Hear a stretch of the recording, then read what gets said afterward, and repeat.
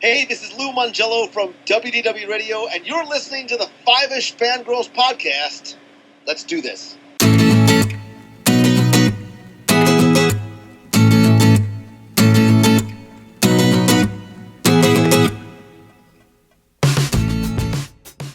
The tangents this week continue all the way to episode 138 of the Five-ish Fangirls podcast. Put the bickering on hold till after we survive the massive space battle. Welcome everyone to this week's episode of the Five-ish Fangirls podcast. So glad you could join us. Let's start off like we do every week. We'll go on the virtual table and see who's joined us this week. This is Brittany Belvedere. This is Chrissy in Salt Lake City. This is Holly from Wisconsin. And this is Rachel in Indianapolis, Indiana. Hello, everyone. Hi, everybody. Hello. We're back. We are.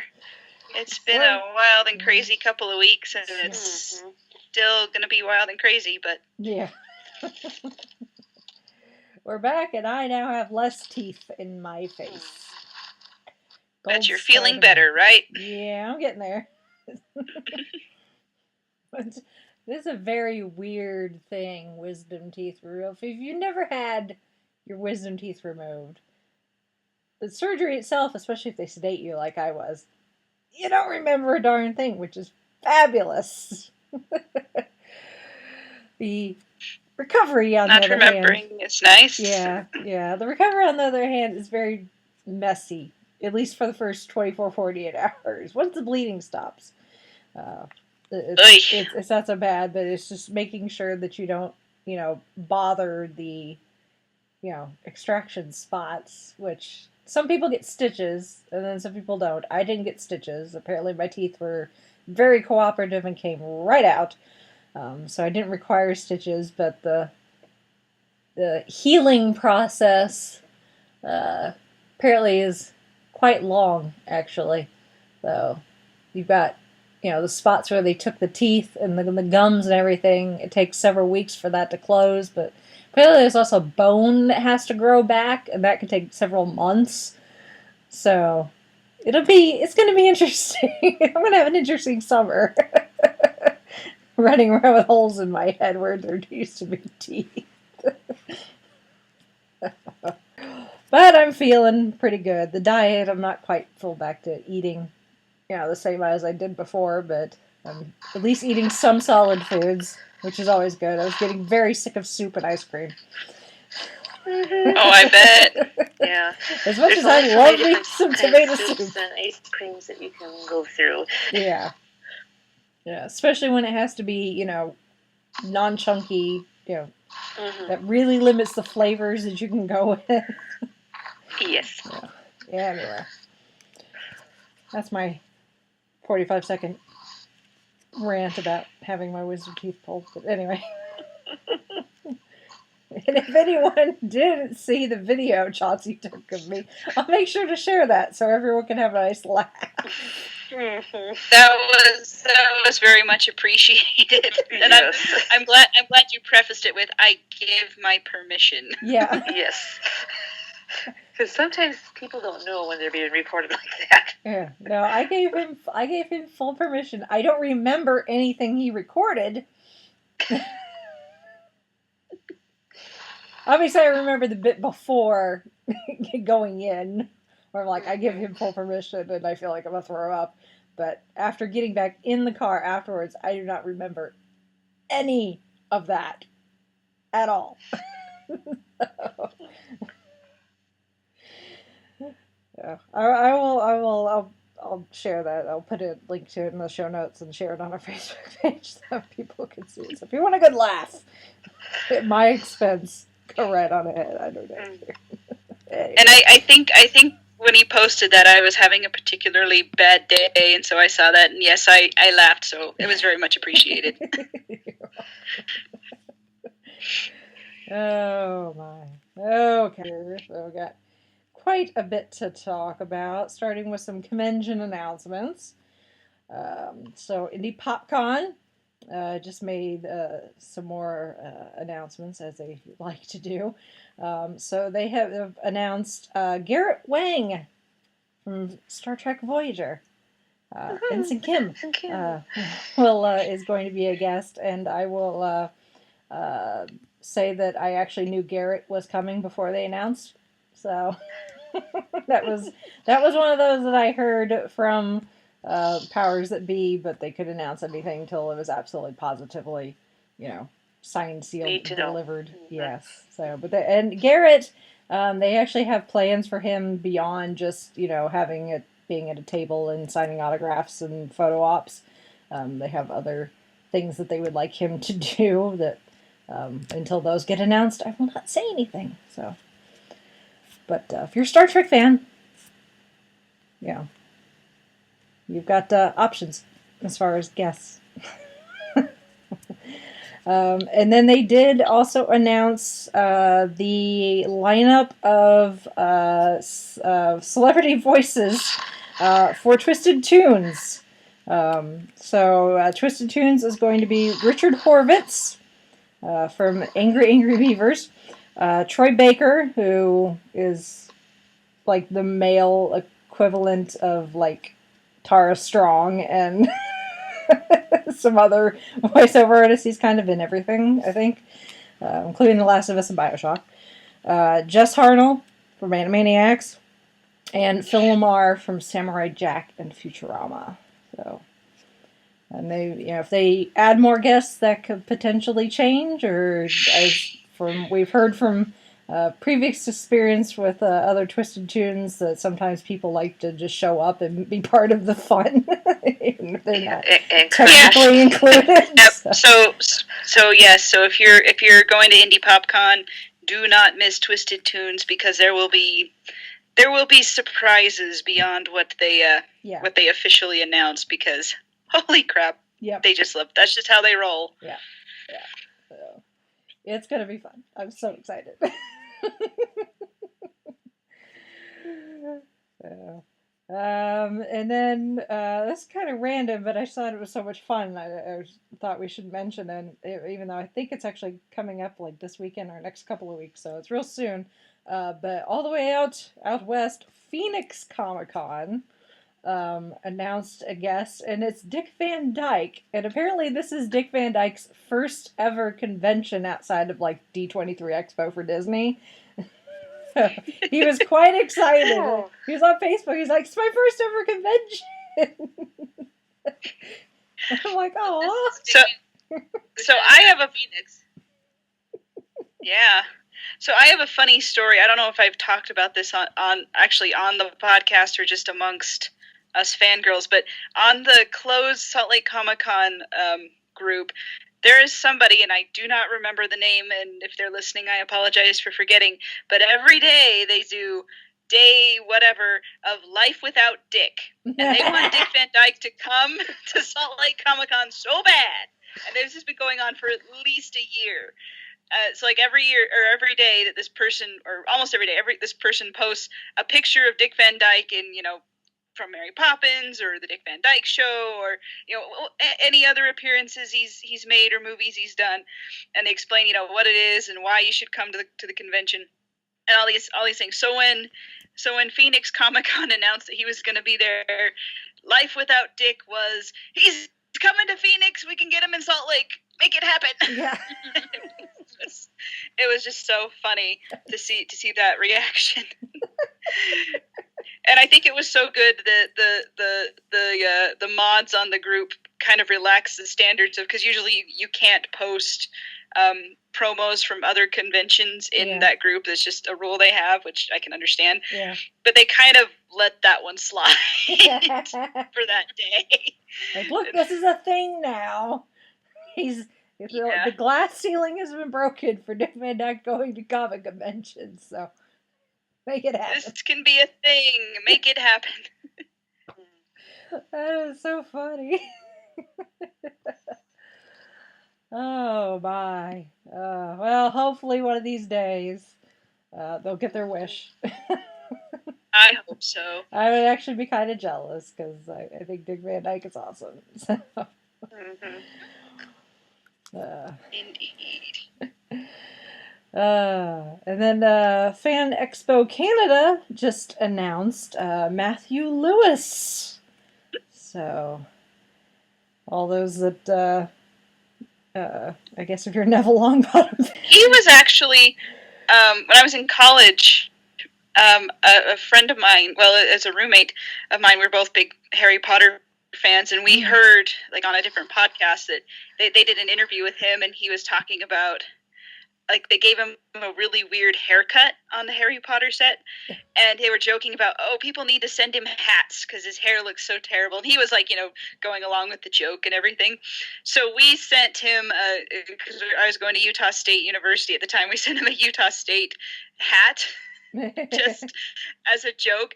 And he sent us back autographed pictures with a note that said, yes, I get a lot of, I need a lot of hats. So he was actually the very first autograph that I ever got. Nice. Cool. It was kind of cool. I still have it somewhere. I love Matthew Lewis. He's a dear. Yeah. Excuse me. So lucky Fan Expo. Mm-hmm. Yep. And last bit of convention news. I think it started yesterday. Time Lord Expo. They're doing one more sale on tickets. So this it'll go through beginning of June. So about a month. So if you've not gotten your tickets yet for Time Lord Expo, do so. Especially if you want to do the Tom Baker VIP experience, because that is very limited on the number of people, just because of the size of the room. It's not that they are trying to be mean or anything. I've seen the room; it's a bit on the small side, so it's gonna be cozy for the Tom Baker experience. But it's worth every penny. But if you want to save a few pennies on it, now is the time to do it. And even if you don't want to do the Tom Baker VIP, still save a few dollars and get them now while they're on sale. So I'm all down for saving money. I say that like I'm paying to go to Time Lord. I'm paying for a hotel room. Half, but that's neither here nor there. But anyway. Time Lord Expo, it's coming! As I look at the calendar, it's like, oh, May! October's not that far away, is it? No, indeed. Yep. Alrighty. That's it for convention announcements. So let's do a couple of trailers, including our first full trailer for The Defenders. Which I'm so excited. So, meanwhile, Chauncey is, over there going, I really need to watch those before The Defenders comes out. I'm like, well, you're running out of time, dude. You only have till August. It is May. Might want So get on that. Yeah. Considering he has to watch everything. Oh boy. Between now He should have and started August. a couple of months back. Yeah.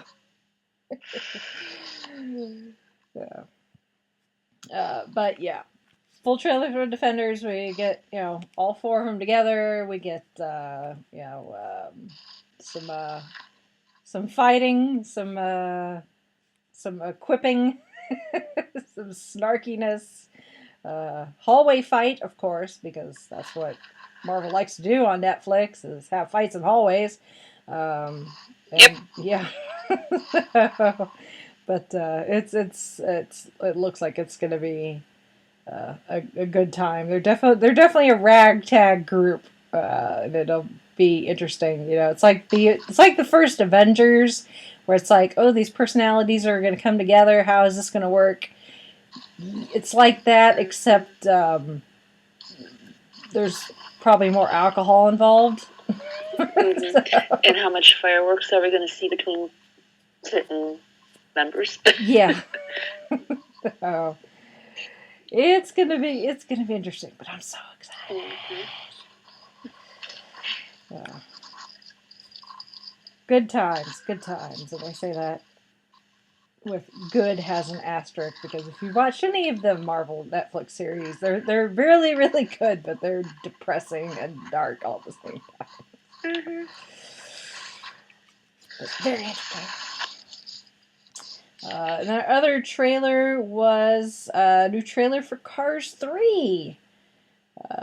So we get a bit more idea of the plot for the Pixar film. And honestly, the more I see of this movie, the more I'm like, this should have been this should have been Cars 2, honestly.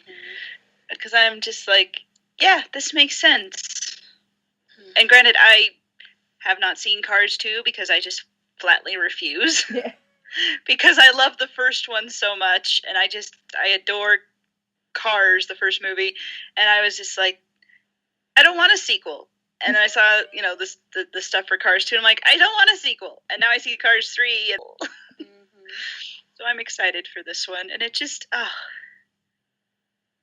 it's got the heart and the tone of what I loved about the first one, and it makes me happy. So I'm like, I hope the trailers aren't misleading me, but I don't think they would do that.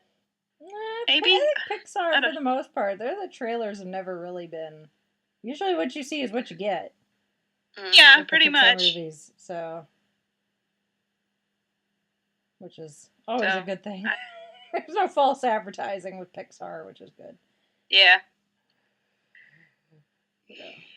So I'm excited for Cars. Yeah, I'm trying to figure out how I want to put this together. Woohoo! Hello?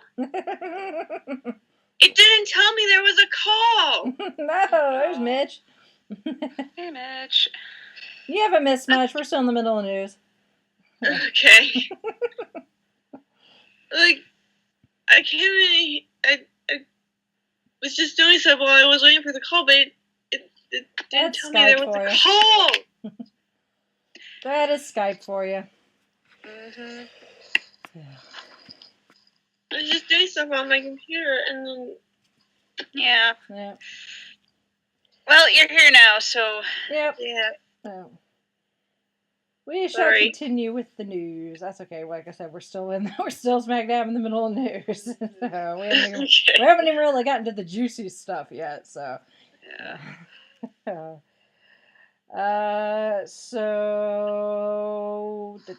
Cars 3. Right. Next, Big Finish is going to apparently pick up the mantle and bring us new season. So, obviously, we've already gotten some Torchwood Big Finish audios, but they've all been pre-end of the TV series run. But this will be season 5, essentially, of Torchwood. So this will pick up after Miracle Day. Yeah. We don't speak of Miracle Day. No, we don't. Not very often. Yeah.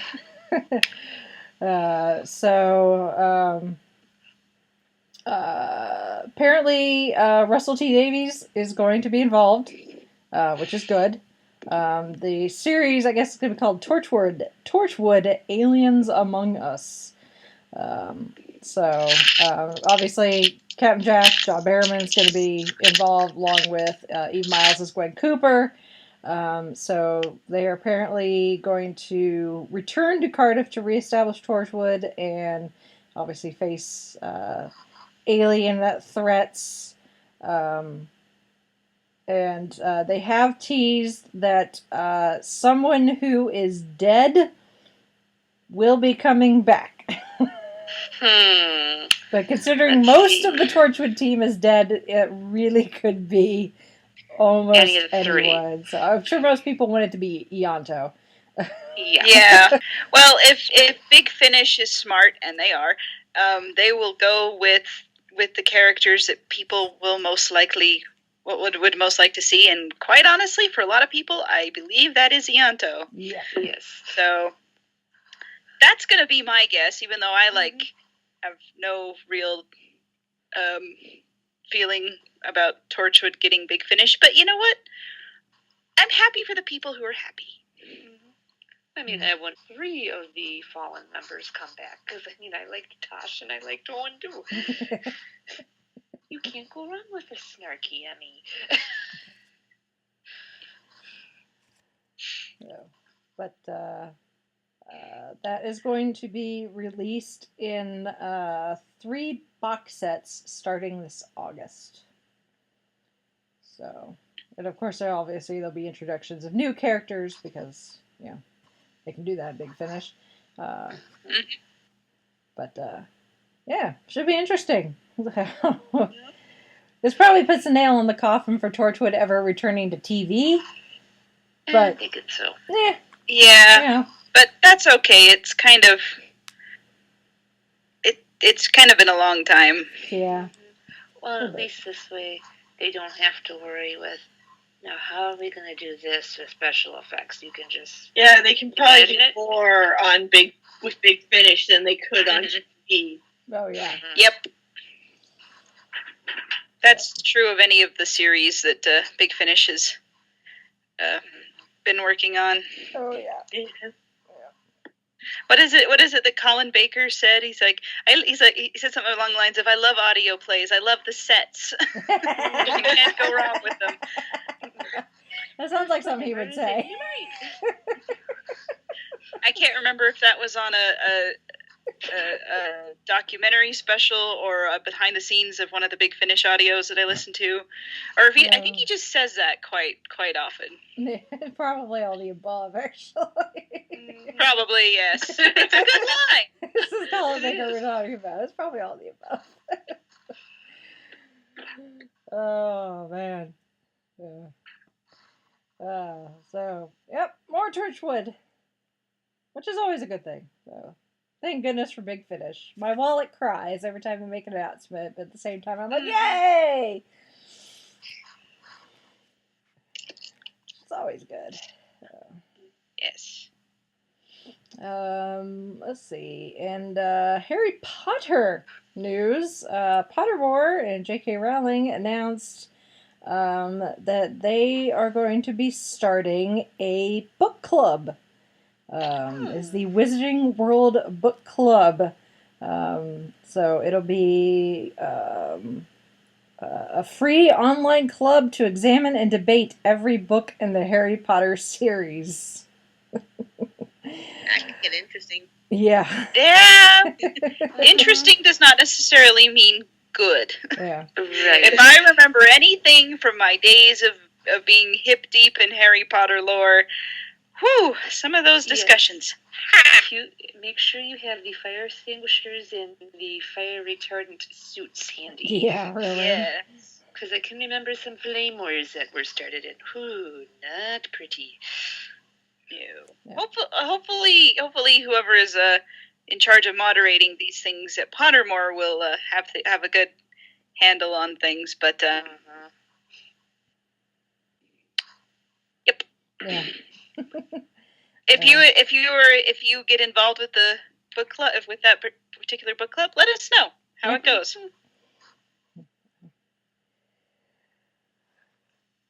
That should be interesting. Right now, they haven't said as far as where you can join in the discussion, except for Twitter. So I'm assuming that Twitter won't be the only platform, because that could get very cluttered really quickly. But Yeah, Twitter. Yeah. Twitter conversations are kind of hard to follow. Yeah. But I guess between now and when it kicks off in June, you stick to Twitter for now until they announce other ways you can participate. So Probably would be something directly on Pottermore, I imagine. Probably. Yeah. So stay tuned. They will probably announce more information. Yep. At a later date. Yes. So. Coming soon to an internet near you. What's really sad is they're doing this because this June is the 20th anniversary of Harry Potter and the Philosopher's Stone being published in the UK. Makes me feel really old.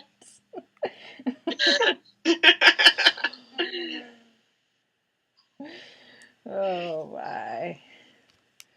And considering what last week was the 19-year anniversary of the Battle of Hogwarts. The Battle of Hogwarts, yeah. Yes. So there were a lot of posts about that. Yeah. Yeah. Which means September 1st is the epilogue. Yes. Of the 7th book. So that's gonna be a memorable day on social media.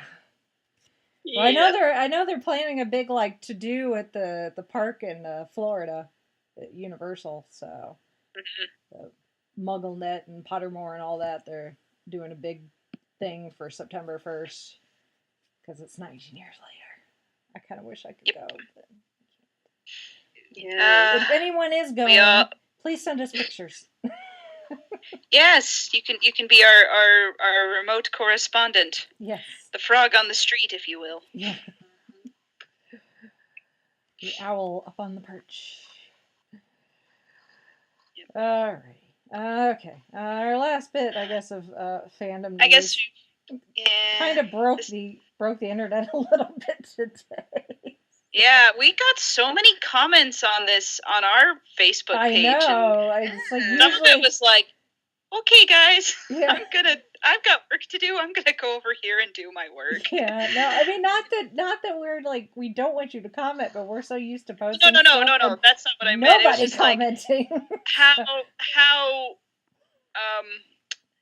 strong people's opinions were. Yes, that's what it was. That's what I'm getting at. Well, of all the things we posted, I was surprised at just how strong of a reaction we got over on the Facebook. So if you haven't been on Facebook, then you may have not seen this then. But Jennifer Morrison has announced that she will be leaving Once Upon a Time. So the season that is currently airing is her last. There are two. There's just the 2-part finale, which airs next week. Yes. I haven't even seen the episode from last night. Yeah. Yet, so I'm way behind. I'm sorry, but I was trying to. I saw that her name was popping up on different things, and I was trying to avoid it, and it was unavoidable. So I'm just kind of like, well, okay. Yep. And then there's some other rumors flying around fast and loose, which I don't know if they've been confirmed or not. But I'm just kind of like, maybe I don't know. Maybe this is time for the show to yeah. Well, so be done. From what they've said, Adam and Eddie and all those in charge, they just because of the way the show's been going and the ratings and everything. The finale, the season finale, will also work as a series finale if it does not get renewed for season 7. Mm-hmm. So which I am okay with. Yes, I am too. Actually, at this point, I kind of don't want it to get renewed, just because it would be really weird. The way that they were kind of heading in with tying stuff up. Yeah. Mm-hmm. Yeah, and we'll obviously discuss this once the season ends, and 2 once we know for sure whether it's going to be renewed or not. So Jennifer has said that if it does get renewed, she's agreed to come back for 1 episode just to tie up any loose ends. But that is it. And the rumor mill, as far as what Chrissy was talking about, is supposedly at a fan event or whatever. Ginny and Josh have said they're not coming back either. I think the rumor about Ginny and Josh not coming back has been floating around for a while, based on something that happened. Somebody saw a scene being filmed in Vancouver, like the a lot of fans go up there to see the outdoor filming, which they're allowed to do, and a lot of spoilers get released via social media because it's kind of hard to keep a lid on that stuff. And people had been speculating that they were on their way out, which a couple episodes ago, I thought that was going to be their last hurrah. And then it was like, no, they broke the curse. So it's like, well, okay, I don't know how they're going to exit, but sure. We'll see. Yeah, so I think, we'll see. Yeah. And we'll discuss that on our Once Upon a Time recap episode after the finale airs, whenever we have that planned. Yep. We shall see.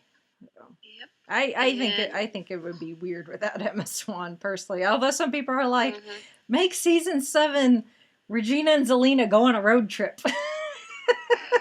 As long as Zelina's involved, because honestly, I'm a little sick of Regina. Yeah. So, we'll see. We'll discuss that in the coming weeks, depending on how things fall out as far as the story is concerned and who's left standing, and then whether the show gets renewed or not. We should know fairly soon, I would think, because a lot of the other networks, I know the CW just made announcements for shows they were axing. So renewals and cancellations are starting to come through the pipeline, and we're all over here like, biting our fingernails. Once upon a time, not so much, but like Agents of S.H.I.E.L.D., I'm like, please come back, please come back, please come back.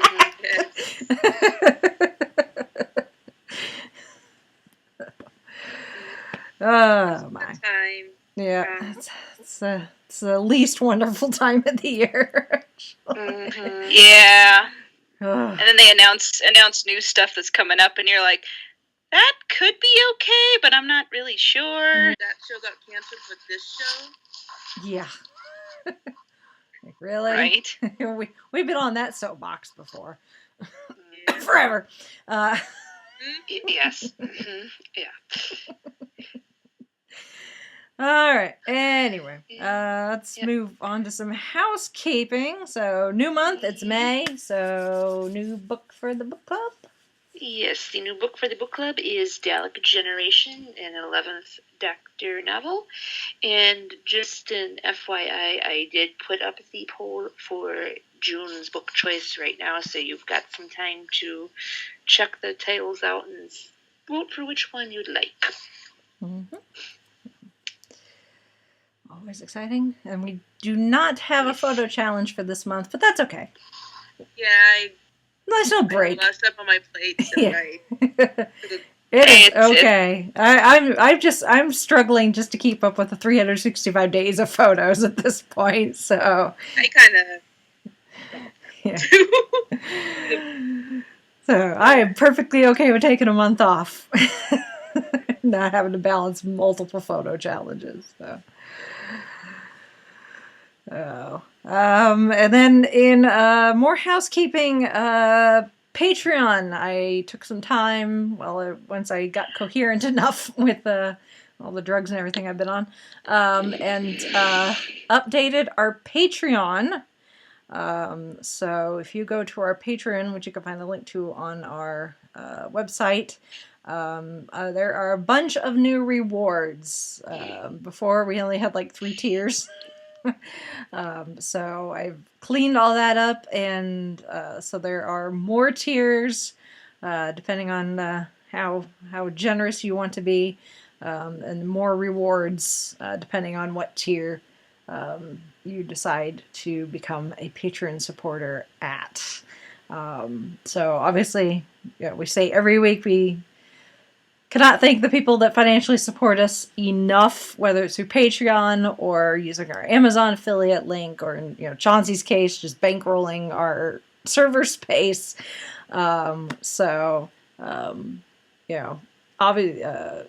Financial help is always a good thing, but you don't have to give us your money. But if you decide to give us your money, either via Patreon or using Amazon, we are now officially announcing, this is something we've been working on for a while, but we are going to kick off what I am calling the Fangirls Give Back Initiative. So we put our collective heads together and chose 3 this year, at least for this year. We chose 3 charities. The ALS Association, the Children's Miracle Network, and the WW Radio Team, which is Lou Mangello's fundraising effort, which goes to Make-A-Wish, but it's specifically for kids whose wishes involve something Disney related. any financial support we get from our listeners, whether it's Patreon or through Amazon, plus any other opportunities which I'm working on for you to give us your hard-earned money. At the end of the year, we will see what we've got, and then after we pay for server space and the website and all that, we will take a portion of which you folks have contributed to us, and in turn give it to these chosen charities. It's just one of those things that I personally really felt like it was something that I wanted to do, and I posted it to my fellow co-hosts and said, hey, do you guys have a charity that you'd want to include in this? Those are the ones that we came up with. We'll do that through the end of the year and then see where we're at. And then maybe next year we may change our chosen charities. That way we get an opportunity to give back to, there's lots of great organizations out there that do great things for various causes. And we've just been so very blessed doing this podcast with so many opportunities and met so many amazing people and be able to go to conventions and do these awesome things and do the show and connect with fellow fans of stuff we just want to do our part to give back to the universe, even if it's just a little bit. But just know that if you do decide to financially support us through any of those methods, that we're not just taking your money and going, yay, money! Once we take care of our expenses that keep this show going, that some of your money will go to some worthy causes. That is the case for any of the Patreon tiers. So if you're just a $1 a month supporter, just know a portion of that will go towards our donation at the end of the year. So but if you do decide to support us more, obviously that allows us to give more at the end of the year. I will post information about that. I've already posted about it on Patreon, so if you are a Patreon supporter, you already know about this. If you've checked our Patreon page in the last week or so, you saw the updates and the announcement about the giving back. But then that will also there'll be a public announcement on Patreon tomorrow, and then I will post on all the other social medias and everything as well. So that's just one of the nice things. If you support us on Patreon, is you get to hear news first. So. Yep. And, just kind of going off of Rachel's explanation of how this is all going to work, when we started doing this podcast and we're like, let's just, we're just doing this for fun and we're to talk, and maybe there's other people out there who would enjoy doing, or hearing us, what we have to say. I mean, we didn't really know how far this would go or like what kind of ideas and things that we would have. But I think this idea of giving back to different charities and the three that we've picked, I'm actually really proud of the things that all of these organizations do and things. And so I think this is going to be I hope this is a successful venture, because it's fun. It's fun to sit here and squee and giggle and laugh about all these things, and we enjoy it. But we also want to, make a good impact for other people as well. Mm-hmm. So, and as always, we do appreciate our Patreon supporters, because you guys are just so awesome. Mm-hmm. And there'll be other opportunities besides just Patreon and Amazon. I've got for support. Most of those will be event based at conventions and the like. At least for me, personally. But I will let you guys know. I will make announcements on Patreon and social medias and the podcast as well once those get closer. So, but I'm excited. So, I am too. always excited to give back. So. All right. That's it for housekeeping. So I guess we will move on to this week's topic. And now that Mitch is here, unfortunately, I hate to put you on the spot here, but we didn't know for sure if you'd seen Guardians of the Galaxy Volume 2 yet. I know the rest of us have. I did. My dad took me for Okay, my good. birthday Saturday night. Good. That means we can go spoilers. That's right. You mentioned you were going I for your knew birthday. I knew you wanted to Yes, go see it for your birthday, yes. but My dad bought the tickets, Yeah. and then my dad's friend bought me popcorn while I was yay! Even better.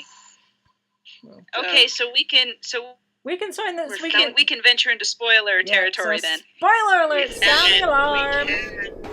Woohoo! All right, hear that, listeners? Insert spoiler sound. It's a bit for myself when I go to edit. Yes, because holy crap, Yeah. spoilers. Oh my god.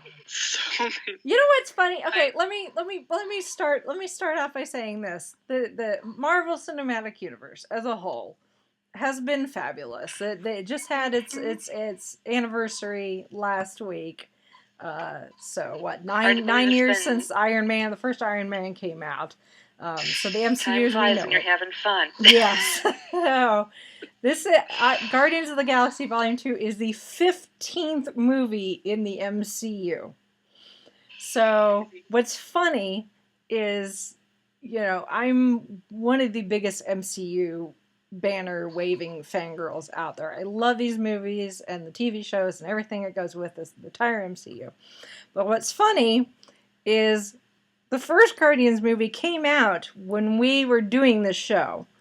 And I'll put a link to it in the show notes. So, but I remember it coming out. I was the only one of us that saw it. I think, at least right away.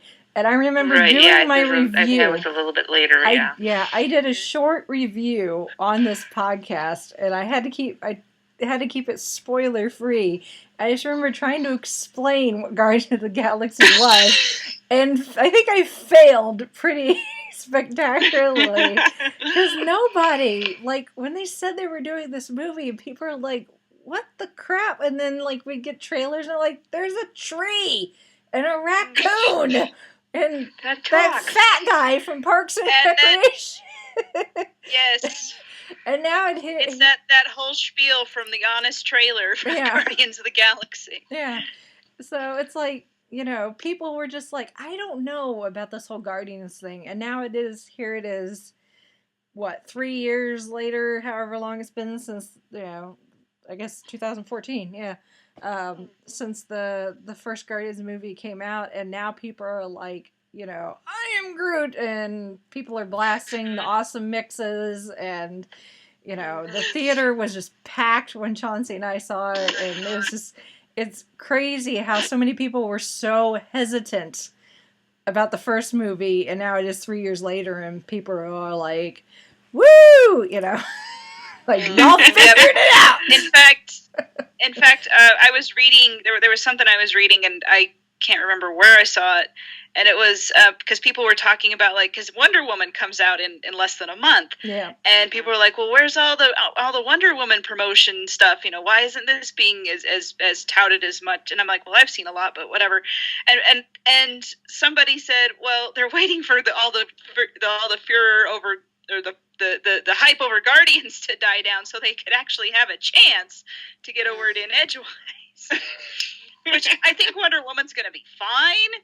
Mm-hmm. Just because I'm I haven't really seen this lack of promotion, because everywhere I go I see it all over the place. Holy cow! But but it's just it's just Guardians is everywhere, and it's kind of the new big deal, and I have to say, because I bought Awesome Mix Volume 2 when it came out, and I was listening to it on the way to the theater. I had to go pick up Jared when we went to go see it, because he got off work kind of late, and I just picked him up and we went straight to the movie theater, and I was listening to it, and I was sitting here thinking, like, okay, this soundtrack is so different from the first soundtrack. And I'm kind of sitting here. I'm not concerned, but I'm a little nervous. I'm like, how different is this movie going to be? Am I still going to like it? And once I got to the movie and saw it, and I'm like, okay, yeah, I understand why those songs were chosen. I understand what purpose they serve in the story. And honestly, I think, excuse me, I think Volume 2 is just as good, if not better, than the first one. Because it fits the story. It does. It's like the first one was, here's how fun and goofy that these characters can be, and there's a lot of heart behind them, and now we're going to let all of them grow even further, with the possible exception of Groot, but I contend that he had his big emotional moment at the end of the first movie, so we're just going to let that, I'm fine with what they did with Baby Groot. He was there for to be cute and comic relief. Oh, yeah. He's so cute. He is flippin' adorable. And the way they treat him, too. Like, because the fight we've seen in the trailers where Drax, like, jumps into the mouth, that's, like, the opening for the movie. Yeah. And, you've got, like, Gamora, like, Groot, get out of the way, you're gonna get hurt. And Groot's just dancing to Mr. Blue Sky. He's trying to set up the sound system, and then he gets ticked off when Drax lines up unplugging it or breaking something. And well, Drax smashed right into it, and then Groot was like, ah! I don't. But there's times where, like, I think, especially towards the end, at the end of the movie, and Groot's getting passed from Guardian to Guardian like a puppy. And, like, he's snuggling on Gamora's shoulder, he's falling asleep, and I'm like, oh, he's so cute! And the scene towards the end when Peter's listening to Father and Son by Cat Stevens, and Groot crawls up on the bed. Yeah. I know! And I have to listen. It's like, oh, my heart. He's like a I mean, obviously Groot, he's got his own mind. He's alive, but it's almost like a pet where it's like, oh, you're sad, here, let me cuddle with you to make you feel better. Like, they just know. Or he's baby Groot. I mean, I've had like my nieces and nephews, when I'm around, and they're like, I mean, maybe they don't quite know why I'm sad or what's going on, but like there was a time that I was home and I was kind of dealing with something, and my little niece just came up and wanted to do was just sit by me and play a game, and it was like, it's that kind of empathy of same kind of thing. Groot's a toddler, and he just wants the people around him to be happy, and he doesn't necessarily need to know why they're upset. So it's kind of in a similar vein. Yeah. That's a thing, because this movie compared to the first one. The first one, it's like, we got these individual personalities, and again, kind of like the Avengers, they eventually have to come together to defeat the bad guy. This time, they've been through stuff, so they're a family, even if Nebula can't quite wrap her head around. She's like, well, she says, you're not other. friends, and Drax says, no, we're family. We're family. Like, yeah, that makes sense. Yeah. She doesn't quite. We save everybody, with maybe the exception of you. Yeah. Yeah. And it's kind of interesting that they even gave Nebula a bit of an arc for herself, because she was. She's so determined. She's going to kill Gamora because Gamora made her life so miserable. Even though it really wasn't Gamora, it was Thanos pitting the girls against each other. Yeah. And it was his own amusement, or whatever. You have that bit with Gamora, telling her, like, I was trying to survive too. It wasn't I didn't think what it would have done to you, or what the consequences were for you as well. So the main overarching thing of the whole story is Peter and his dad, but then you also have the thing with Gamora and Nebula, and even Drax and Mantis to a degree, which I was like so impressed what they did with Drax. Yantu's side story. Yeah, and like him and Rocket were kind of becoming buddies. Yeah. Mm-hmm.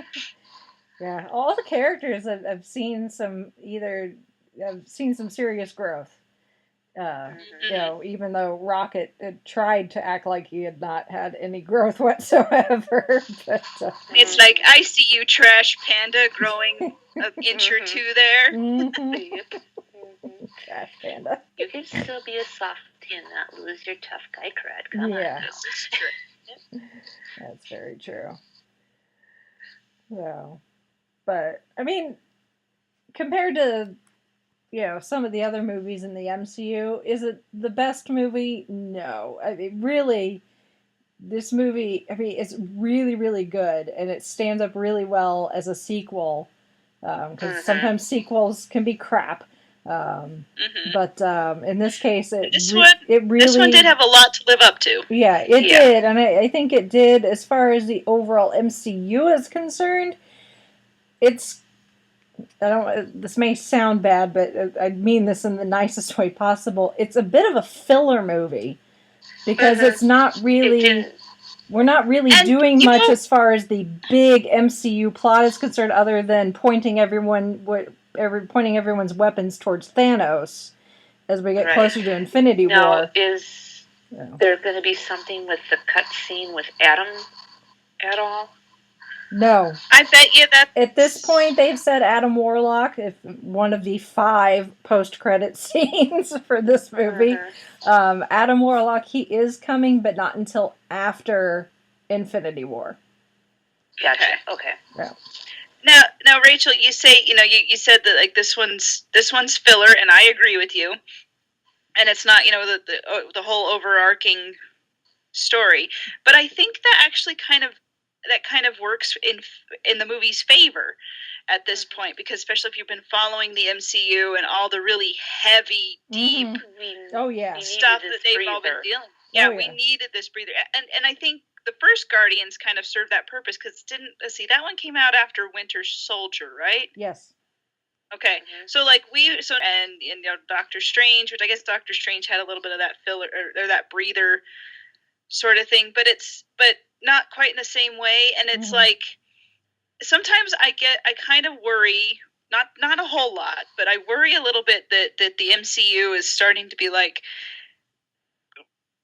not, okay, I don't want to say like it's getting DC dark, but like taking the characters down like dark, like, Captain America, he's, the idealistic super soldier, and so, let's break his faith in S.H.I.E.L.D. and all these things. And, we see what happens with Tony Stark and a bunch of these others. And it's like, with this Guardians movie, they took them, that they deal with, Peter finding out about his dad, and, his dad gave his mom brain cancer and tried to eat the universe. Yeah.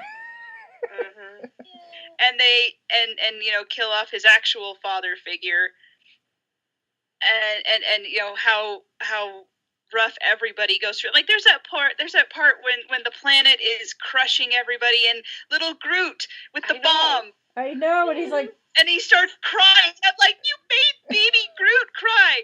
But in the end, there's still kind of a sense of heart and humor and fun, even though we've just been through this really harrowing experience. Yeah. And I think some of that has been missing from the greater Avengers movies, and I think, there's a reason for that. And I think if Avengers tried to be Guardians, it would not work. But I kind of liked this. I liked how it was still kind of had that sense of hope, even though it was kind of rough getting there for him. Yeah. I don't know.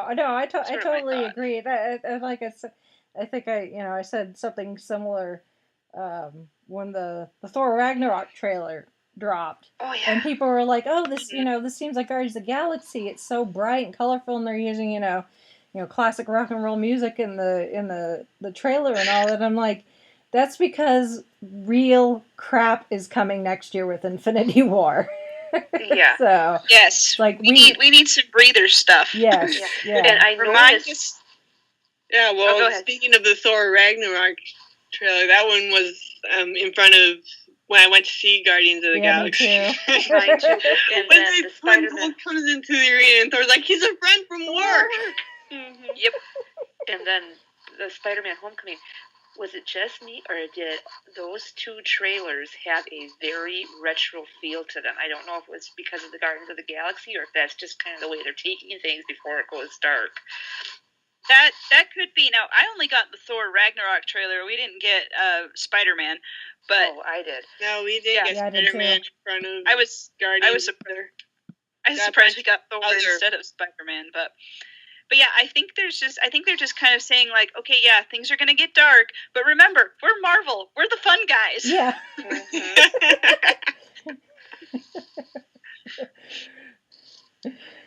Did you notice the new opening credits where Yes, I love Marvel, and instead of all the comic book panels, it's all scenes from the stuff that's come before? Mm-hmm. Yep. I think they started that with Doctor Strange. Yeah, they did. Well, I'm not watching Doctor Strange. Oh, that's Yeah. right. Yeah. Well, that's fine. But I think they actually might have added A the few Doctor. more. I don't know. Yeah, I think they added some more with Doctor Strange because I was kind of watching it and I was like, oh wait, there's Benedict. Yep. As I was like, I think they're gonna add to the logos as they go, or add to the logo as they go along. Which I'm like, hey, Yeah. you've lasted this long, 15 movies. I think that deserves some bragging rights. Yeah. To that, and you guys are entitled to it. Go for it. Yeah. Yeah. But So it was just fun. That's the way it is with the Guardians movies. Is they're just fun. So even this one it's got a lot of heart. So did the first one. This one does get a bit more serious. It's a lot. The overall theme for this movie is family, whether it's blood family or the family you make with the people around you. You've got Peter and Ego, the living planet. oh boy, his father. His genetic material is more than anything. He may be your father, but he ain't your daddy. Oh, yeah, exactly.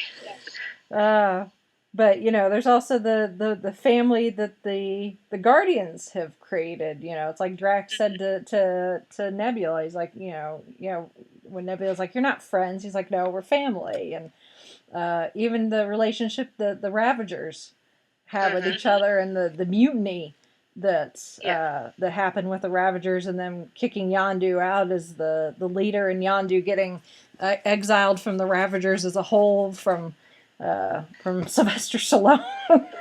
Yeah, I did not see that coming with him being the new head of the Ravagers. I'm like, okay, I'll go with it though. Well, I guess his particular character, in his name in the comics, they didn't necessarily use in the movie, but they used one of his other names, which I can't remember at the moment. But actually, the character played by Sylvester Stallone is actually one of the original Guardians of the Galaxy in the comics. So that in the one post-credit scene where he's all like, it's a shame that it had to take, the death of Yondu to bring us all together. But hey, now that we're together, let's go steal some crap. Oh, yeah. All of those people, including Sylvester Stallone's character, are the original Guardians of the Galaxy from the comics. That's neat. Yeah. So, whether they come back, in Guardians 3, possibly. But that was a fun little nod to the original Guardians before, Peter Quill and crew took up the mantle in the comic books, at least as far as the comics are concerned. So that was fun. And then of course the introduction kind of Adam Warlock. We saw Adam Warlock's egg. Yep. Obviously, because he's not been cast yet, and they're not going to cast him probably anytime soon because he's not going to be in anything for quite a while. But now that he's officially been introduced, he will be making an appearance down the line. I guess once he's done cooking in his pod thing, A bit like the Time Lords, where they kind of just grow. Not quite being loomed, but kind of the same thing, where they don't reproduce the traditional way. And then Teenage Groot. I'm going through all the post-credit scenes. We get Teenage Groot. Yeah. Which, as Groot. Yeah, and as funny as that scene was, and we laughed so hard at that. Oh, it's like it kind of underscores more of the theme of family. Like Peter's coming in and being the responsible adult. And I'm kind of I've seen even before this movie came out, people were talking about how Gamora and Peter Quill are Baby Groot's pseudo parent figures. Because the way they were all concerned about him during the battle. Yeah. And, Gamora's there shooting at at the beginning. Yeah. And then we're, there. Just wave her kind of hi, Mom. And she's Groot, get out of the way. And then Peter telling Groot to buckle his seatbelt. Yes. Yeah. Which side note, apparently the Utah Department of Transportation, they have these signs that they have these electric signs just around the freeways that notify people of this is how if you're trying to get here, this is how long you have to before you get there, or if there's an accident or something, or they'll put little cheeky one-liners on there, and one of them they put up today was Groot, wear your seatbelt. And James Gunn, the director of Guardians of the Galaxy, posted that on his Facebook page. So that was actually real, because I know you said you recognized that stretch. I was and it was around a couple different places, and in fact, I was running some errands before we were doing some stuff which I hopefully will be able to talk about later. Not right now, but they were I saw one just down the road from me, and I'm just like, you guys are so you're a thing. But if anyone doubted how geeky Salt Lake is. And James Gunn on his Facebook page, he said, and he put the picture up and said, and put down the candy. Yeah. Well, and then another scene with Groot that was cute was when Yondu is locked up with Rocket. Yeah. And they're trying to get Groot to, okay, you need to go and get this. Yeah, no, that's not the right thing. You need this. Yeah. He keeps bringing back the wrong thing. That's a table. the desk. That's when he the desk, and all the stuff, and then he brings a severed toe, and Rocket's like, tell me you have a refrigerator full of severed big toes, and Yondu shakes his head like, let's never speak of this again.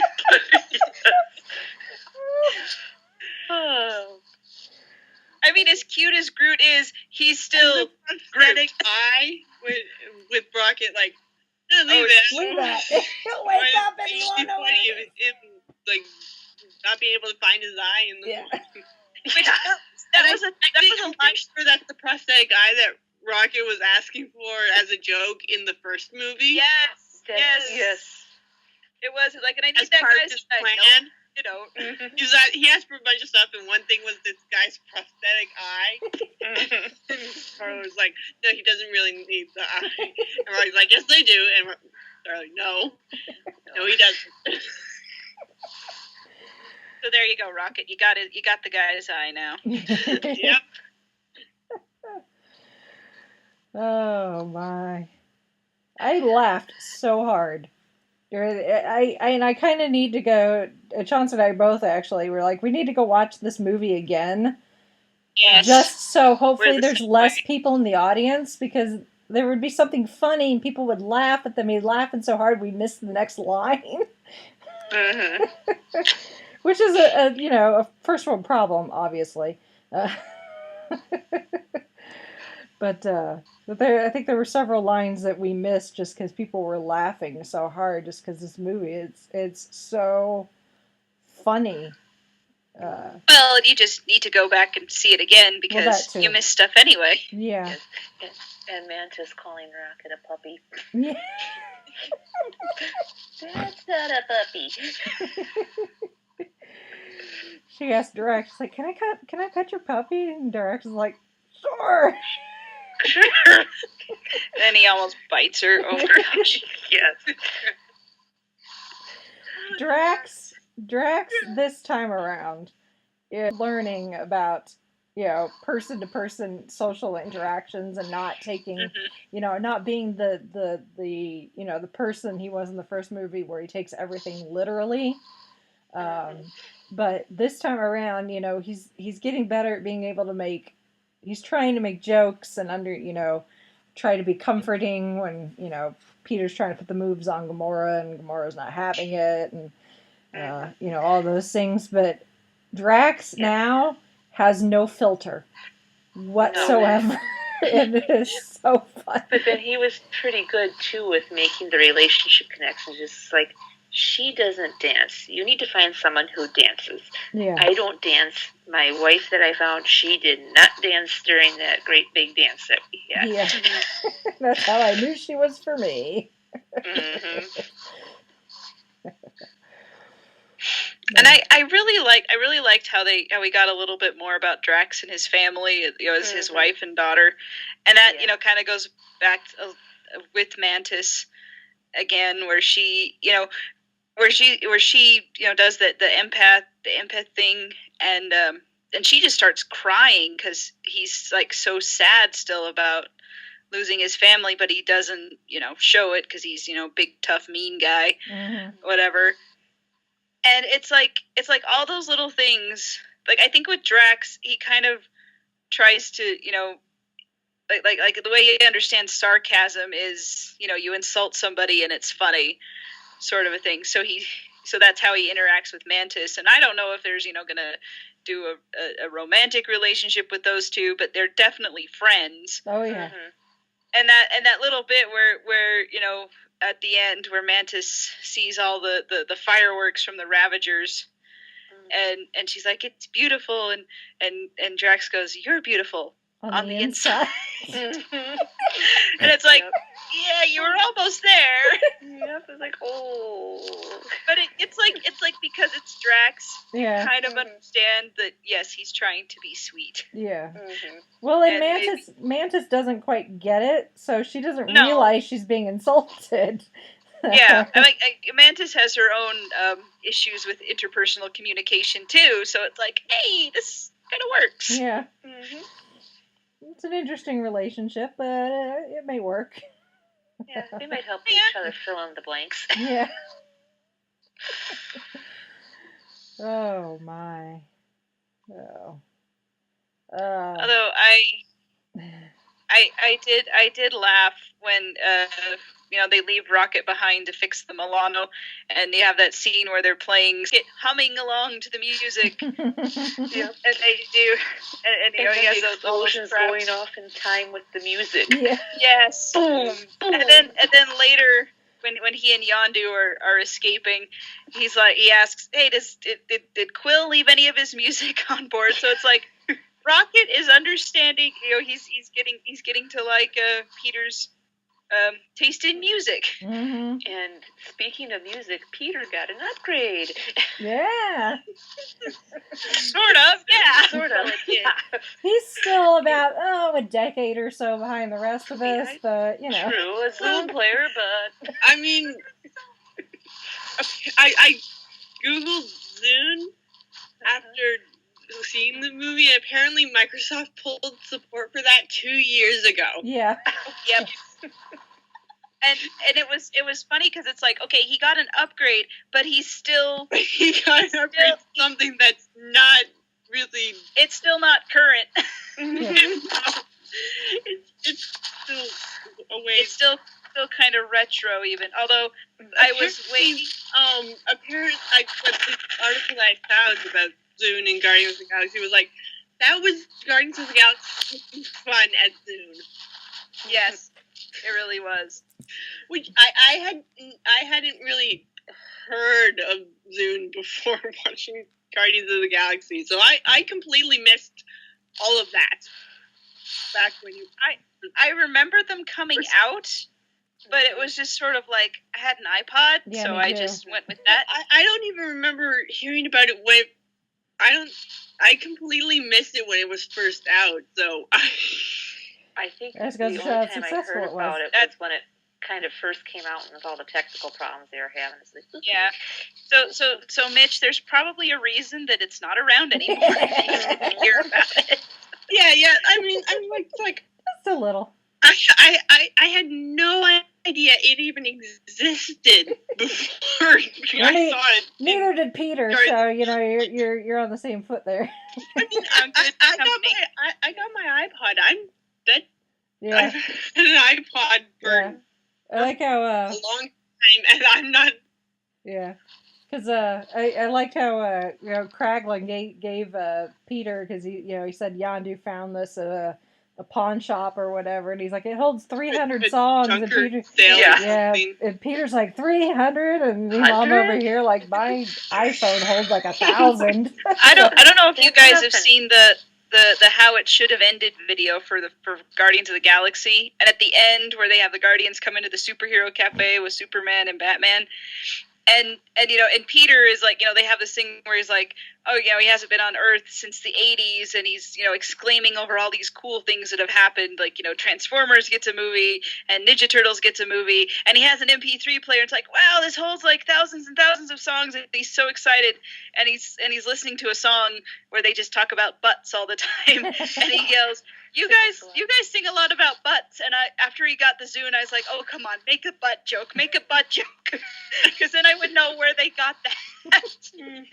But they didn't, and I was like, dang it, I really wanted to be a nod to how it should have ended, just because, but it was still funny on its own. Yeah. But it would have been just that much more if that had been. Yeah. If they had given a nod to that, although I kind of wonder if how it should have ended will capitalize on that, because that was all I could think about in that scene. Oh my. Oh, so we should probably discuss the cameos. There were two. One was expected, and then one not so much. Although I kind of expected the other one, actually. So of course we got a Stan Lee cameo. In this case, two. It's a two-part cameo. So he pops up twice, which is always awesome. And the first part implies that all the previous cameos have been like this same. Oh being. Yeah, that's a long-standing fan theory. Is that he's like a watcher or something? He's not a watcher. He's an informant for the Watchers. Which we see him talking as Yondu and Kraglin and Rocket and Groot are trying to get to Ego's planet, and they're having to do like 700 space hops or something like that. And Yondu's like, at most you should do like 20, and he's like, we're gonna do 700. Yes, 50 I think was the limit. Yeah. And then they go through 700. 700, and they zoom by this like asteroid, and there's Stan Lee in his spacesuit surrounded by Watchers, and the spaceship goes zooming by, and he's like, well, he's in the middle of a story, and he's like, and then there's this one time where I was a Federal Express delivery guy. This is his cameo from Civil War.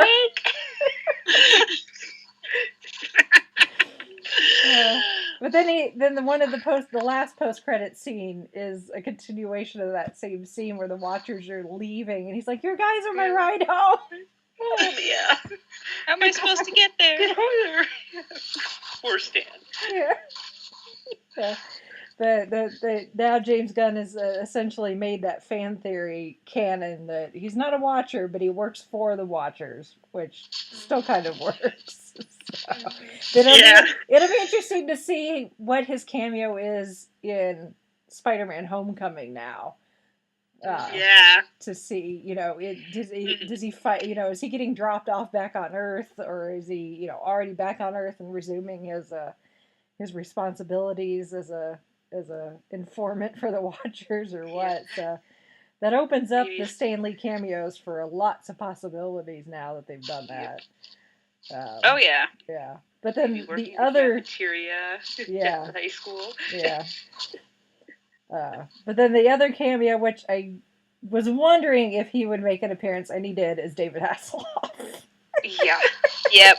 Well, he's on the soundtrack. Yeah. Yeah. Well, he was at the red carpet too. And they were talking about how James Gunn wrote this song for Awesome Mix Volume 2 with David Hasselhoff, because in the movies, David Hasselhoff is a hero to Peter Quill. And I guess Peter, when he was a kid, he would tell his classmates that David Hasselhoff was his father.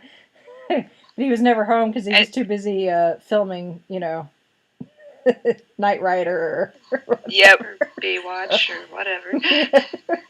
So, or on tour. Yeah, but then Ego, showing his abilities. Once Peter figures out that Ego is not the father figure that he's cracked up to be, shows him that I can be anyone. He turns into David Hasselhoff.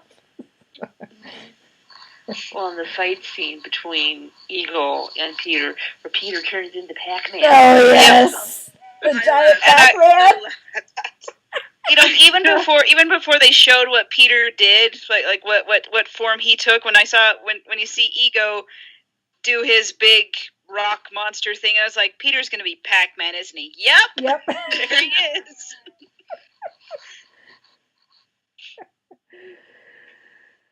Oh my goodness. Oh. The fight at the end is just it's knockdown drag out. Oh yeah. Yeah. Like the whole time I'm like, is everyone gonna survive? And for some reason I thought it was gonna be Rocket, because somebody posted a meme of someone cosplaying as Star-Lord, kneeling over a dead raccoon in the road, and like yelling no, and then someone said too soon. I'm like, crap, you just spoiled that for me, and I was so mad, and I kept waiting for Rocket to kick it, and it wasn't Rocket, it was Yondu. Yeah. I was like, rude. Yeah. Which I cried.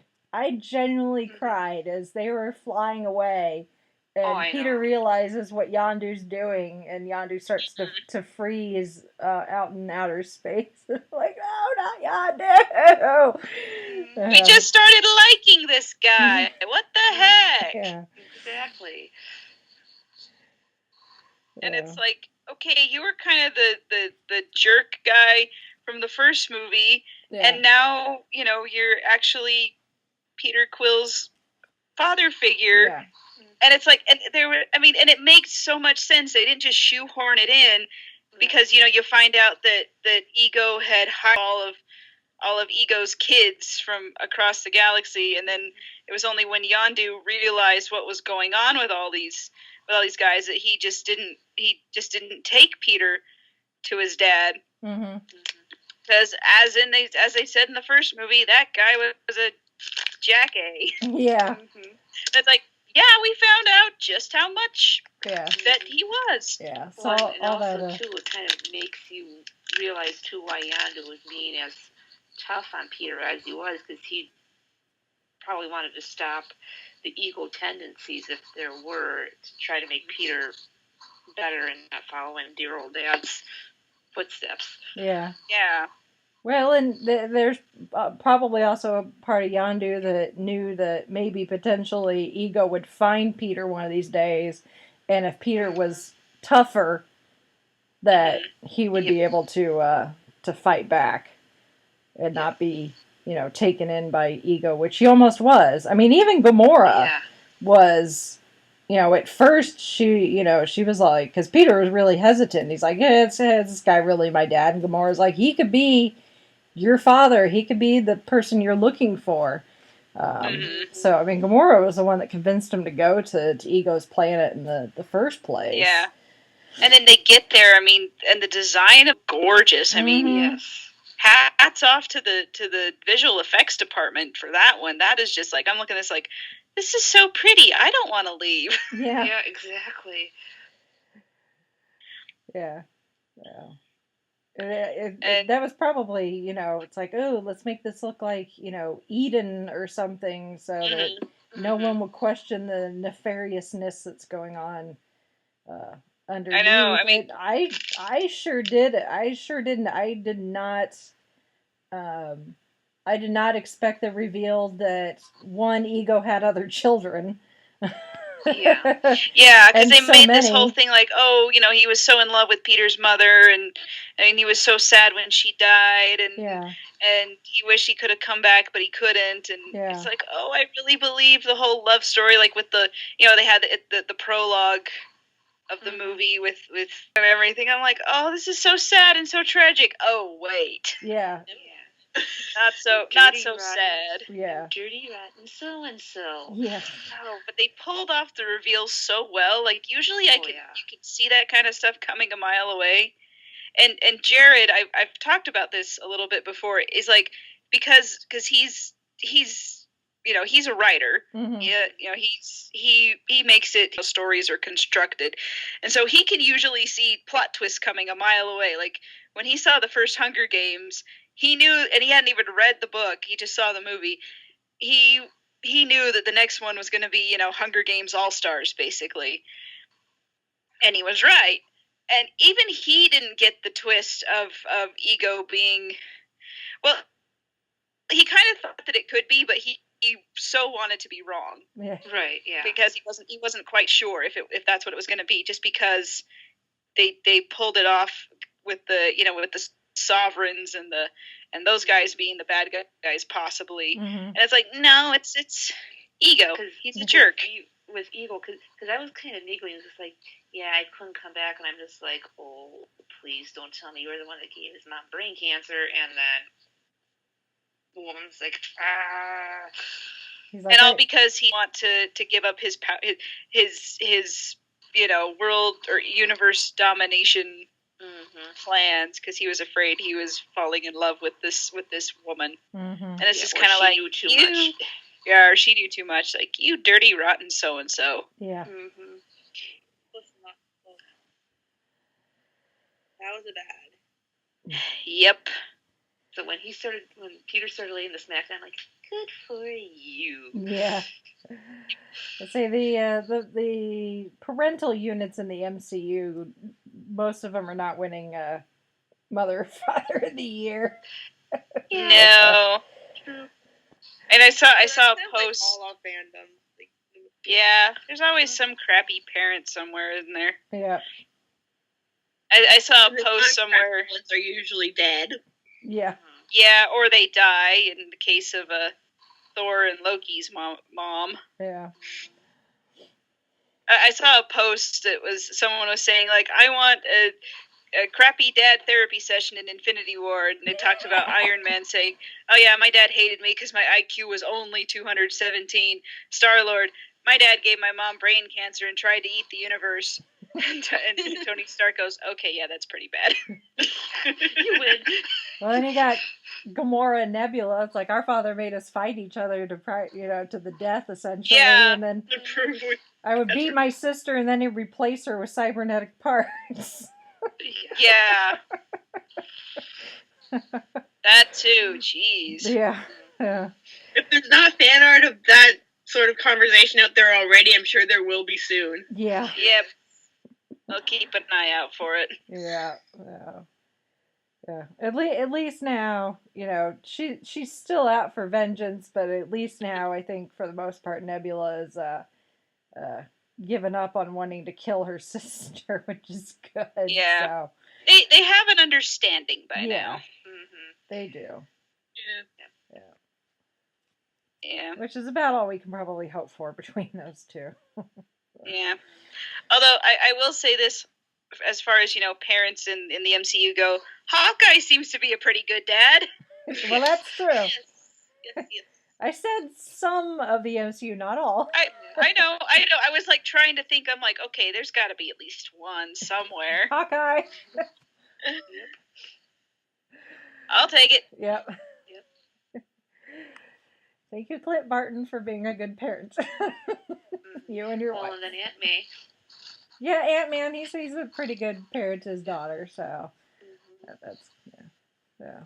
There's a few good ones, yeah. Yeah, you got Ant-Man and Barton to cancel out the egos and the Thanoses of the MCU. So. And then Peter Parker's aunt. Yeah. Yep. That's yep. Yeah. So family is complicated in the MCU. Very much so. To put it mildly, and it's gonna get even more complicated again the closer we get to Infinity War. So, but it's a heck of a ride, but it's definitely entertaining. So, I totally, give this one 2 thumbs up. I think James Gunn, did a fantastic job, and I'm glad he's coming back for number 3. He definitely gets these characters. Very much so. I would actually be. I mean, I don't expect him to do this in perpetuity, but the day that James Gunn says, "No, this is my last one," is the day that I'm like, "Oh, that's gonna suck." Yeah, I hear you. I mean, I would hope not, but I will definitely miss his take whenever that day happens, which is not yet. But anyway, such a good movie, and just kind of a good, all around, feel good, happy sort of thing. I just love it. Yep. And it helps that we get a really, really good album that goes with it. Yes. Although my Facebook feed after, because I went and saw it Thursday night, and by Sunday afternoonish, good chunk of my Facebook feed was like, if I hear Brandy one more time.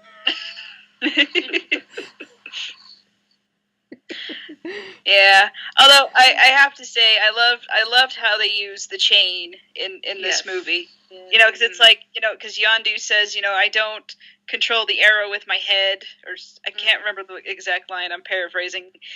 And Peter starts doing his thing with his powers, and I was like, Peter controls it with heart and Fleetwood Mac. Yeah.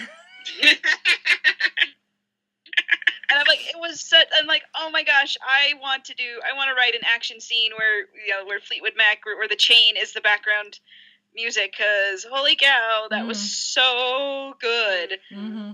I mean, and I've heard that song so many times in my life. It's like I never thought of that ever, like that would ever be a thing. Mm-hmm. I was like, oh, you guys are so good at this. Yeah. Well, and the lyrics even fit too. Mm-hmm. Mm-hmm. No. Even the Guardians Inferno, the disco song that James Gunn wrote, it's kind of catchy. Yeah, it really is. Well, and even the end scene too, in the end credits, it said no animals or plants were harmed during the making of this film. The handlers, on the other hand, they're a different story. I got it. It's like obviously, Yeah. I mean, in this case, there's 5 post-credit scenes, so you want to stay. We always say stay anyway to give, support to, all those names that get tacked onto the end, all those people that behind the scenes that aren't James Gunn, and the main cast and all that. But the credits for this one actually, just visually, it's not just white text on a black background. They make it look like the back of an album, and there's little snippets of video. You got the Guardians dancing. You see, actually, there's a couple of cameos in the credits. We see Jeff Goldblum's character from Thor Ragnarok. Yep. In there, we get again some of the people who helped. It would change in Flash to like I am Groot or we are Groot. Yeah. Then go back. Yeah. And then it would go to what it actually was. Yeah. Yeah. Have the name, and it's like I think that they've come to the point where Marvel knows, okay, people are staying for these credits let's make it interesting, or maybe that was just a decision from James Gunn to be like, yeah, people are staying for these, we're gonna have some fun with it. Oh Which yeah, I'm glad they did. Yeah. And actually, usually when I go to Marvel movies, there's always a few people who leave before the end of the credits, and you kind of like, oh, what are you people doing? Don't you know? I think, and our theater was packed, like there was not an empty seat in the house, and I think maybe 3 people left, and I think that was probably because they had little kids who were getting restless. Yeah, that I can understand, but yeah, like practically everybody stayed for the end, and I was like, people are getting it now. That's awesome. Well, in my case, and I think this is the case I think everyone stayed in my showing. If anyone left, I didn't notice them, and usually I notice the people that get up and leave, but this time I'm pretty sure everyone stayed. Yeah. Well, it made getting out of the theater take longer than it usually does. I was. There's all these people trying to leave instead of like half of them left during the credits, and the other half, so it makes it easier for the other half to get out once the credits are actually done. Mm-hmm. Yeah. But there are times when I've stayed through the credits, and I'm like, because sometimes I go in the afternoon if I have like a day off or whatever, and I'll go see a movie in the afternoon, and there's not that many people in the theater to begin with, and everyone else leaves during the credits, so I'm like the only one who stays. Like, because I've had where if I'm not rushing to catch a bus, I'm gonna stay to the end of the credits, even if there's no scene. Mm-hmm. So and when I do that, I'm usually the only one left in the theater by the end of the credits. I think in my case, in my theater, we were pretty full. It wasn't like completely full, but it was pretty full. And people were leaving in stages. Like they didn't realize how many post-credit scenes there were. Because I know they get to the end of one, and then they'd be like, okay, well, I saw it. Because the people behind us, another group would get up and leave. It was funny because like the credits were rolling and like people were talking and like talking about how amazing the movie was, and then one of the post-credit scenes would start and we'd all get quiet again, and then it'd go back to the credits and people would start talking again, and the people behind us were just chatting, and I think we got through like the second or third post-credit scene, and they were talking, and they said something about, I don't know how many are there, and I turned and I said 5, and they're like, 5? I'm like, yeah. I'm like, how many was that? And they're like, why? I told my dad. They were happy. They were pleasantly on Saturday surprised. Before we went, like, there are 5 end credit scenes. Yeah, they were actually they were happy. Yeah, they were actually happy that there was 5, but they were just surprised that there were 5. Like, well, how many was that? I said, I think 3. So, you gotta go across your legs. I was counting them as they went by. Yeah. Yeah. Like, yeah, they said it was gonna be 4, and then James Gunn hopped on Twitter and said, actually, it's 5. Make sure you just stayed to the very, very end anyway. Yeah. Like I always leave in the lights. Yes. Then you haven't missed anything. Yeah. Yeah. So. Did you guys catch at the very end of the credits the little disclaimer they had, no raccoons or little trees were hurt? That can't be said about the handlers of said raccoons and trees. There's so many. I'm kind of anxious for this to come out on digital or DVD or whatever, just especially with the credits, just to go through and pause and look for all the little Easter eggs just in the credits.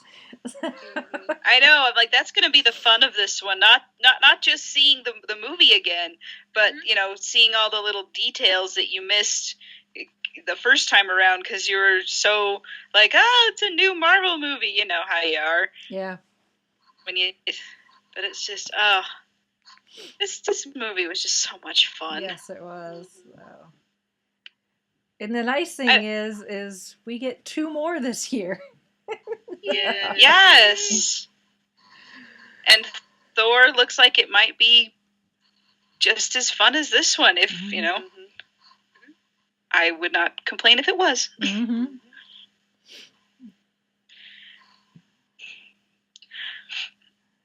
Anyway.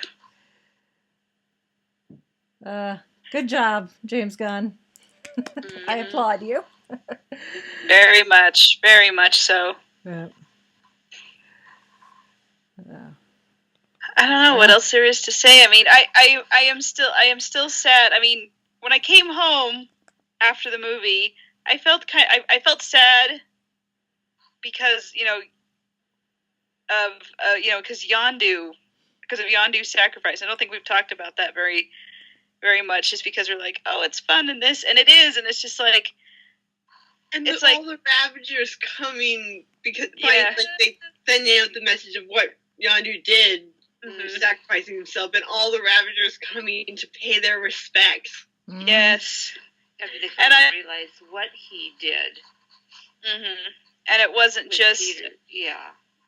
It wasn't just. Yeah, and it was taking this one, saving this one kid from this terrible, awful thing, and not just saving him, but giving him a life out, because he could have just dumped him off on some planet and said, too bad, kid, you're on your own.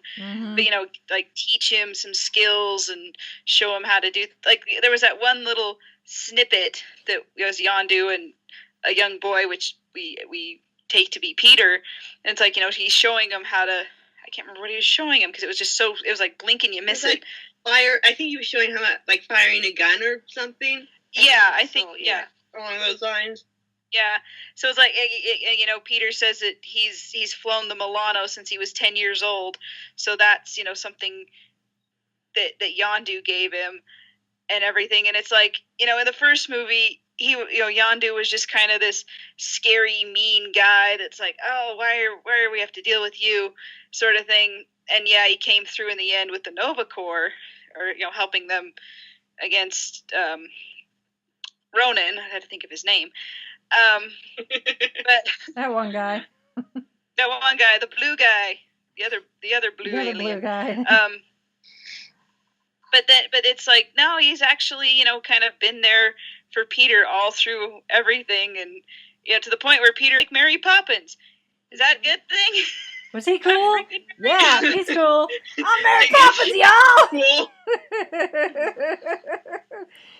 Which that is now totally a thing all over Facebook. Even oh crap, Michael Rooker posted a photo of himself with a copy of Mary Poppins. I know, it's like, of all the funny jokes to come out of Guardians of the Galaxy, it's the Mary Poppins joke. Yeah. Which, when I was owned by Disney now. So when I was out and about for Free Comic Book Day on Saturday, and all running into friends that had seen it, and we were all like, "I'm Mary Poppins, y'all!" Like, if we don't quote anything else from the rest of this movie, it's gonna be, "I'm Mary Poppins, y'all!"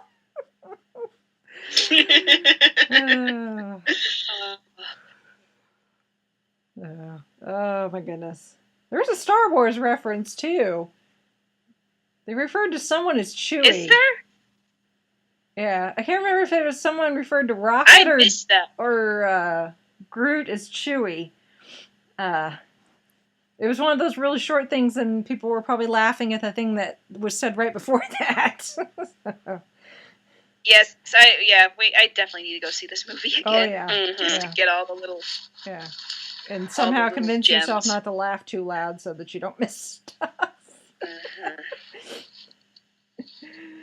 I know, even when we're trying to like have a serious discussion about, oh, wasn't Yondu wonderful for sacrificing himself, we end up talking about the jokes still. Oh yeah, yeah. And that's okay. Marvel does such a good job of balancing the serious stuff with putting some humor in there, and that's what makes their movies so good. Is like, they're comic books, and they can be dark, and there's some tough stuff, and people die and people get injured, and people fight and all that, but then they throw jokes in there so that, it helps relieve that tension. You get sucked into a movie and, you don't realize, like, you're all tensed up and you're not breathing properly. And then your joke happens, you start laughing, and then your body relaxes and you're like, oh, yeah, I don't want to give myself hypertension while watching this movie. No. I think even Infinity War and quite honestly, like this happened.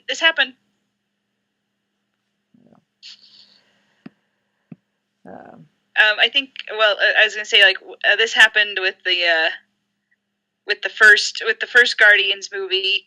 Like, when it came out, it was like a really rough time for me. I was just, it wasn't anything like really terrible or anything, but it was just a bunch of stuff had happened that I was like just not having a very good time of it. And like, I went and saw Guardians and I loved it.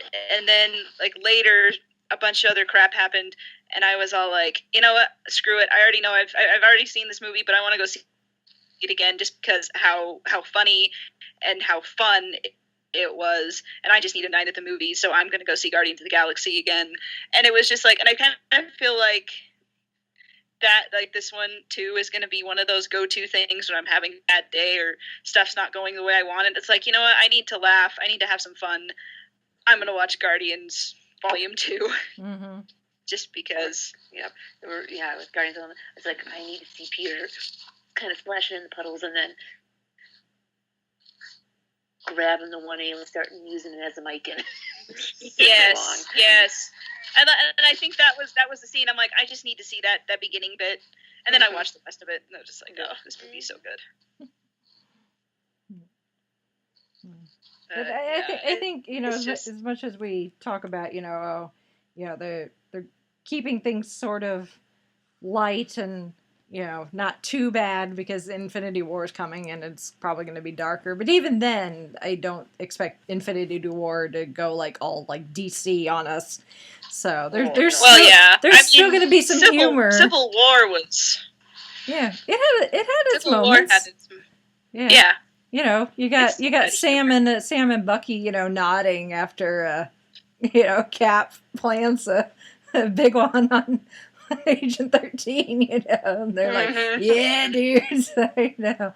Even the serious stuff can have some humor. I mean, think about it. You're guaranteed there are going to be some laughs in Infinity War when Drax meets any of the Avengers. Yeah. Matter. Like I just meeting the Avengers and the Guardians together is just going to be. I mean, there's going to be some major hilarious moments there. Just be Rocket and Tony. I mean, oh my gosh. Or Tony and Peter meeting for the first time. That's gonna be interesting. Yes. Yeah. Good times are going to be had, even with Thanos on the horizon. So. Yep. It's all good.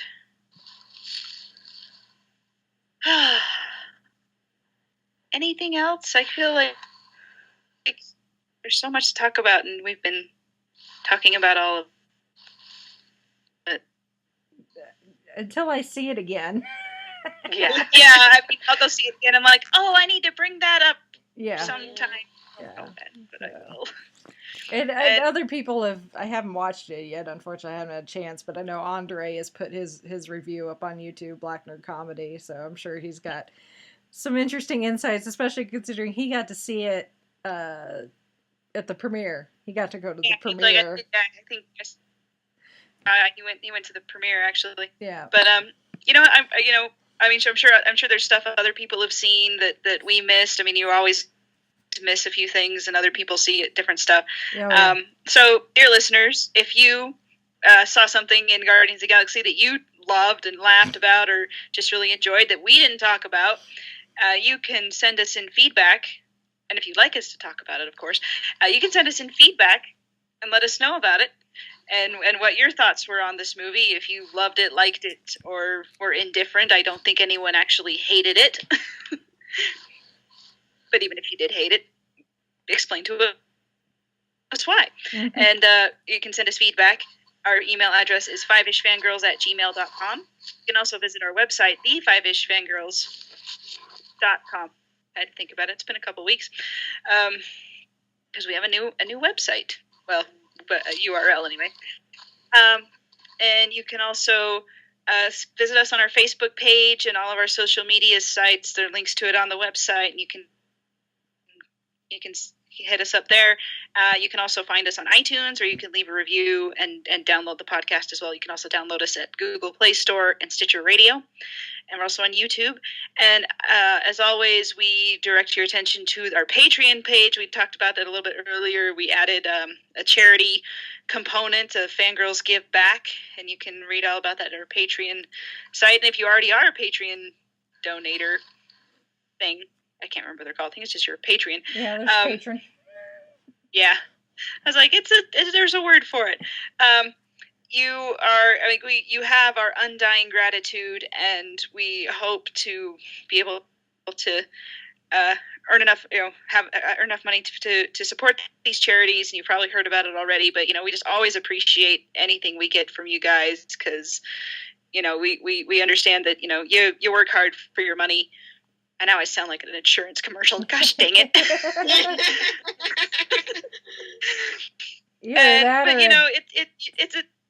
It's a trust you put into it.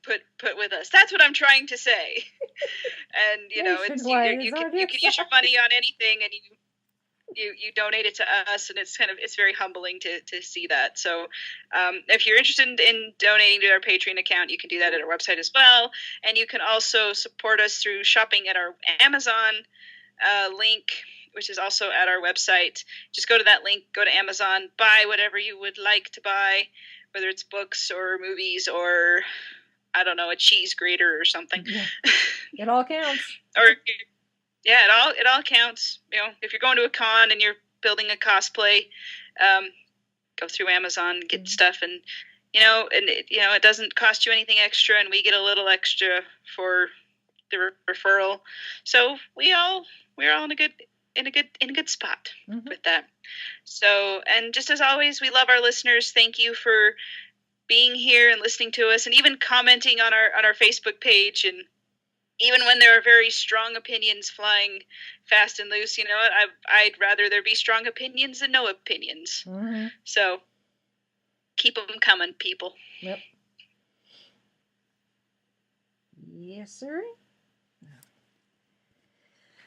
All right.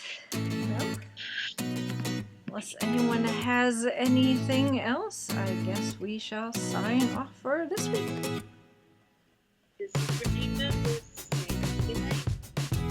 This is Chrissy saying goodnight from Salt Lake City. This is Holly from Wisconsin saying good evening. This is Mitch saying goodnight from Kitchener, Ontario. And this is Rachel in Indianapolis, Indiana. Welcome to the freaking Guardians of the Galaxy. Except I didn't say frickin'.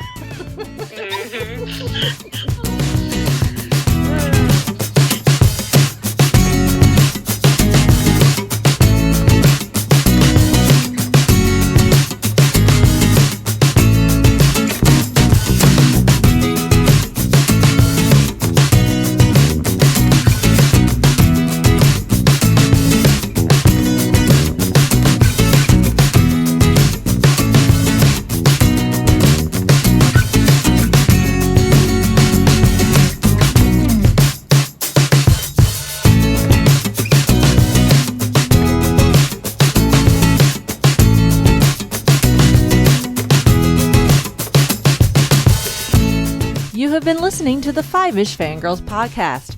Any and all movies, books, games, and other forms of media mentioned are owned and operated by the respective copyright holders.